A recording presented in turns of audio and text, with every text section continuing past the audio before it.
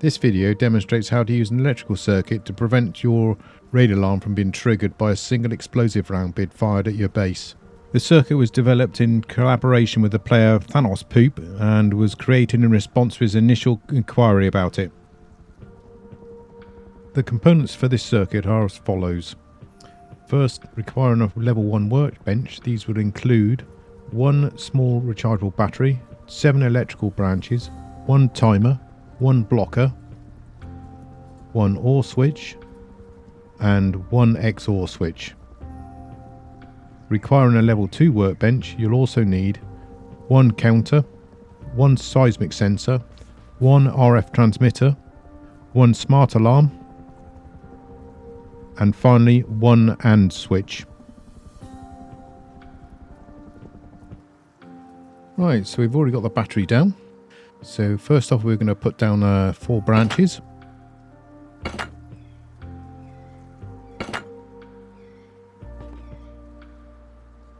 Try and line this up properly. Next, we're going to put in a blocker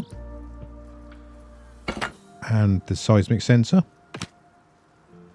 Now we're going to wire up the battery to the branches. So we'll take a red cable and go into the first one, and then from the right hand socket we'll take that across to the next one.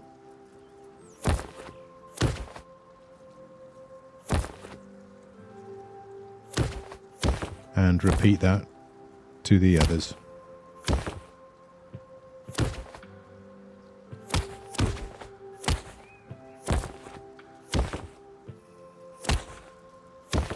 Now we'll set the values. So the first one we set to 1, second one we leave at 2, third one we leave at 2, and the fourth one we change that to 1.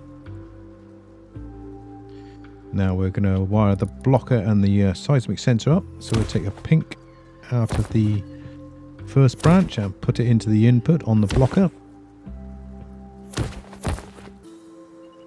And then from out for here we go around the input on the seismic sensor. We're going to try and get it on the same level as the other cable to make it relatively tidy.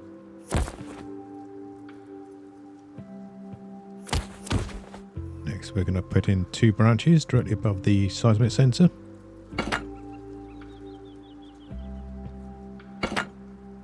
And we're going to connect this directly to the first one. And then this needs to be set to 1 and the next one needs to be set to 1. Right, from here we take a white cable out and put it down to the blocker. The reason for this is so that when the seismic sensor gets set off by a round, it doesn't just stay on. It gives it a little pulse just so it allows us to count how many rounds hits it. Otherwise you can empty a whole mag and it just gives you one alarm signal. So from the right hand side we then put that down to our branch. Right, now above this electrical branch we're going to put an AND switch. This is to allow us to put more power through as soon as it's triggered. So we're going to put the yellow straight up to the input on A. Right, now we're going to put the rest of the components up, or most of them anyway, as a branch, followed by the counter, then an OR switch,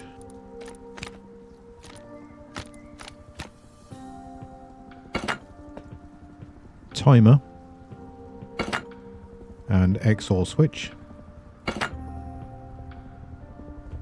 Right, now from the second on the middle branch we're going to take power out of that and put it straight through to the OR switch. This is so that if we get hit by a rocket it sets the alarm off straight away rather than waiting for 5 hits. So we'll just change it to green, and then we'll, from the second branch here, we're going to take this, put it into the AND switch to give us that additional power we need. And then from the AND switch we go to the branch.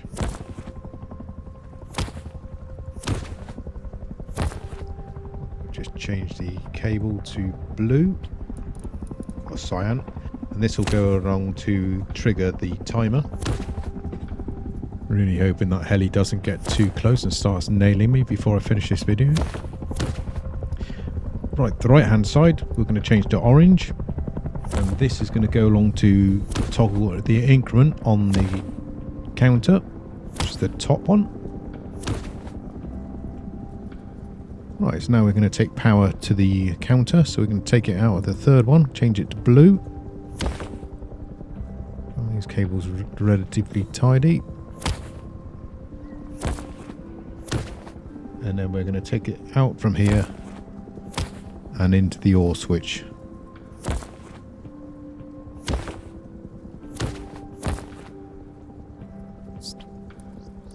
Set this to 3, which allows it so on the third shot from an explosive round it will put power out through the power out here.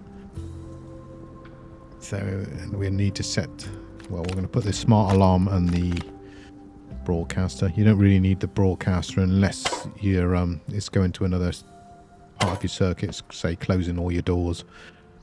So from here we take it along, down and into your smart alarm.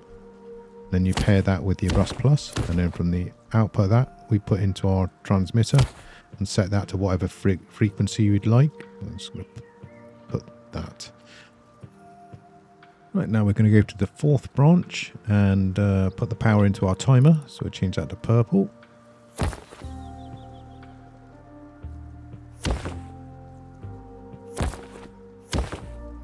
And the power from here will go into our XOR switch.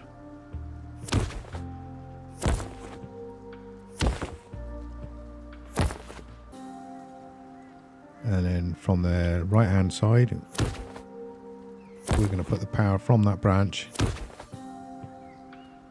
and into our XOR switch as well. And then from the XOR switch, we're going to put it all the way down and across into the clear counter, which is the bottom connection. And that's it. So we'll just test it out. Change to explosive ammo.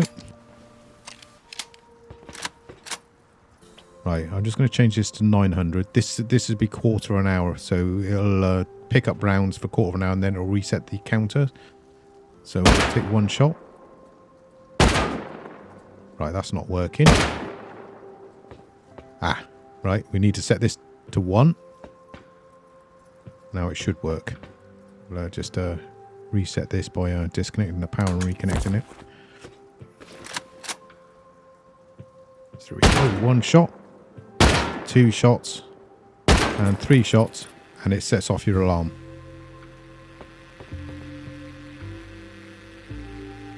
I set this timer to 15 minutes or 300 seconds as an example. You can reduce it to say 30 seconds if you prefer. This adjustment simply resets the counter and alarm. The counter can also be increased above 3 if you prefer a less sensitive alarm. I set it to 3 because it takes 4 satchels to remove a sheet metal door. And that's the end of the video. If I could ask you to like and subscribe and comment, whether that's negative or positive, I'd greatly appreciate it. I've included a link to Rustrician for the circuit drawing, should you need it, in the description. And thank you for watching.